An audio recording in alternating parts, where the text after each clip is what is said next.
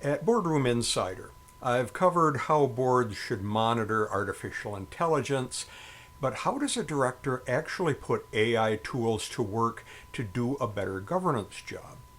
Well, that last sentence itself is one example. Phrasing an AI prompt to do the work you need, while common AI platforms like ChatGPT, Grok, Gemini, and so on are getting more powerful and useful, they're only as effective as the prompts that you give them. To set the AI drones working on your specific boardroom tasks, what should you wish for, and how should you wish it? First, an AI platform really proves its value if you ask it to think out a topic. You can ask it to do a deep research on a governance issue or digest some board info.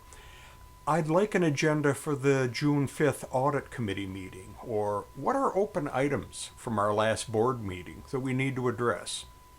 This really puts the AI to work, saving time and improving board operations. Some other good prompt starters could be, please summarize, or show me the difference between, or how are our competitors handling this? Next, every AI handles prompts differently, so your wording becomes crucial. Too much detail, you can confuse matters. Too little is going to encourage generic replies. So think about what you want in a specific governance context, rather than just shooting out a general query. For example, define the AI's role playing. Answer as a member of the finance staff, or answer as an analyst who covers our company. Limit the scope, one job at a time, and ask it to give advice on an item, not make a decision. Ask the AI to spot what's missing in the data it has. Also realize that an AI is not limited to past data. Try predictive analysis. We're considering buying company X. If we do, what would be the impact on our company? And that also requires verifying results. AIs tend to drop some bizarre hallucinations along its way. Next, realize that as you're learning to work with the AI in your prompts, it's also learning to work with you.